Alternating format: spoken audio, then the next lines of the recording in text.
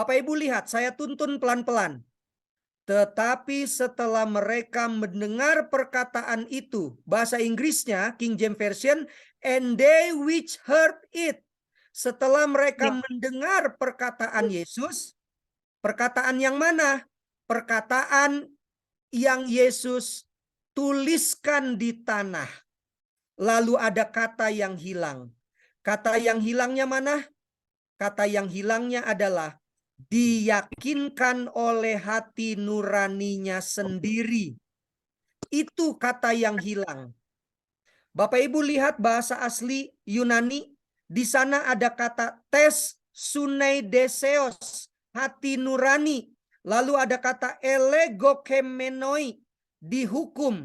Artinya begini, ketika mereka mendengar kata-kata yang diucapkan Yesus, yang Yesus tuliskan di atas tanah, kata hati mereka menghakimi mereka, menghukum mereka. Itulah sebabnya pergilah mereka seorang demi seorang, mulai dari yang tertua. Ini jadi menarik Bapak Ibu. Pada waktu saya mendapatkan ada kata yang hilang, yaitu kalau di King James Version diyakinkan oleh hati nuraninya sendiri. Kalau di bahasa aslinya kata hati mereka menghukum mereka, atau mereka dihukum oleh kata hati mereka, nurani mereka, setelah mereka mendengar kata-kata Tuhan Yesus. Saya mencari sedikit lebih dalam, sebenarnya apa sih yang dituliskan oleh Yesus di atas tanah dan diucapkan, sehingga ketika Yesus mengucapkan itu, ketika mereka mendengar, hati nurani mereka menjadi hakim atas mereka, sehingga mereka pergi satu persatu. Inilah dia Bapak Ibu yang saya dapatkan.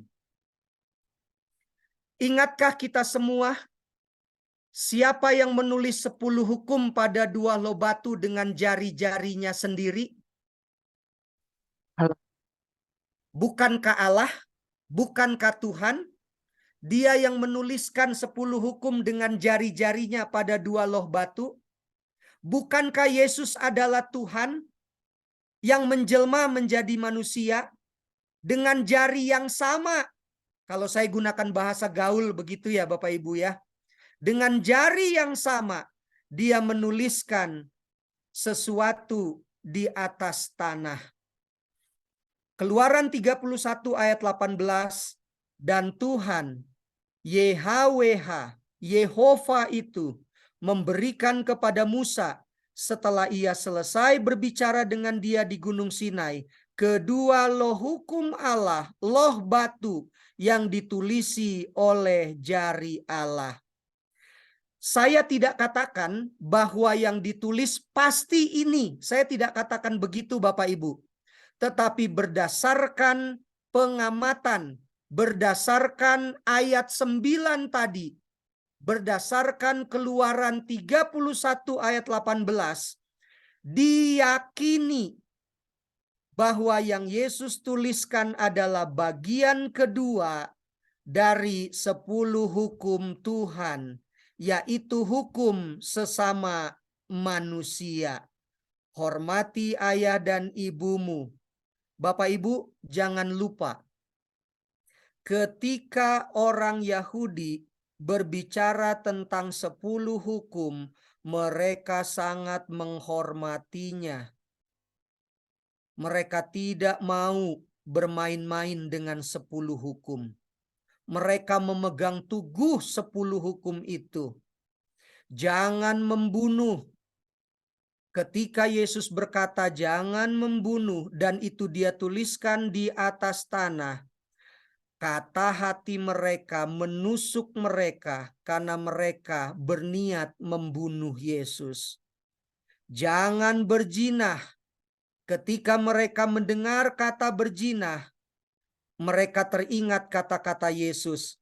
Jika engkau mengingini seorang laki-laki atau perempuan dalam hatimu, engkau sudah berzina. Betul, mereka tidak berzina dalam arti hubungan seks di atas tempat tidur. Tetapi kata hati mereka menghukum mereka.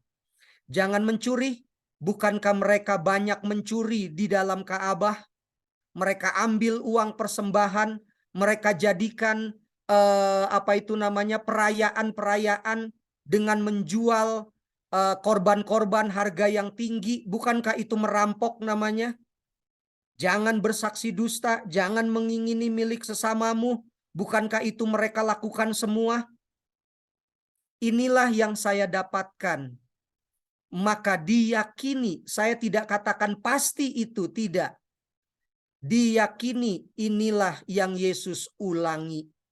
Yesus katakan di hadapan mereka.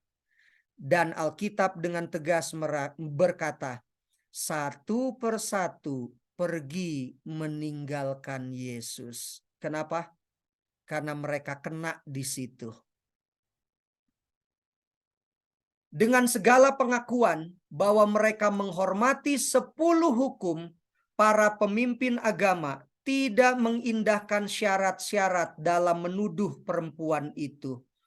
Bapak Ibu, namanya saja mereka mau menjebak, namanya saja mereka ingin mencari-cari kesalahan. Otaknya jadi sempit. Mereka tidak berpikir panjang bahwa ada aturan main. Bila mana seorang perempuan yang sudah bersuami berbuat zina dengan laki-laki lain yang bukan suaminya, itu ada aturannya. Ada 2 aturan yang mereka lupa. Yang pertama Ulangan 17 ayat 9. Bolehkah seseorang membacakannya? Ulangan 17 ayat 9. Ulangan 17 ayat yang ke-9.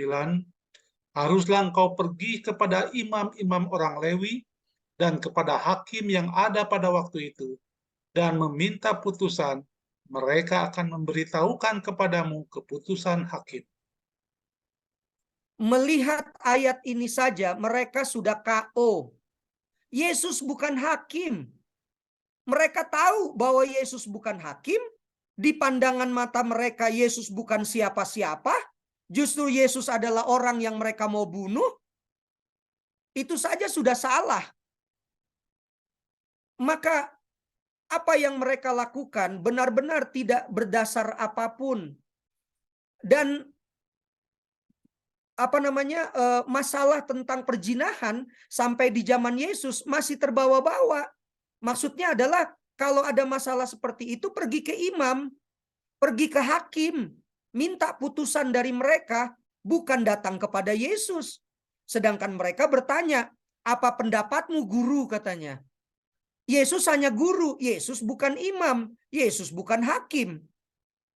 Dan yang kedua, saya mencatat dalam buku sejarah, dalam hukum pertikahan di zaman Yesus, suamilah yang mempunyai kewajiban mengambil tindakan terhadap istri yang berzina, dan pihak-pihak yang bersalah harus sama-sama dihukum. Apakah Yesus adalah suami dari perempuan yang katanya sedang berzina itu?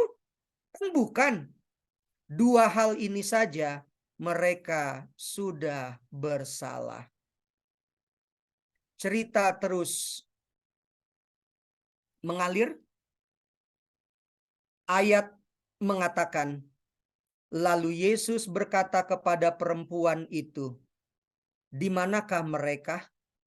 Adakah mereka menghakimimu? Tidak ada, guru. Lalu Yesus berkata, aku pun tidak menghukum engkau.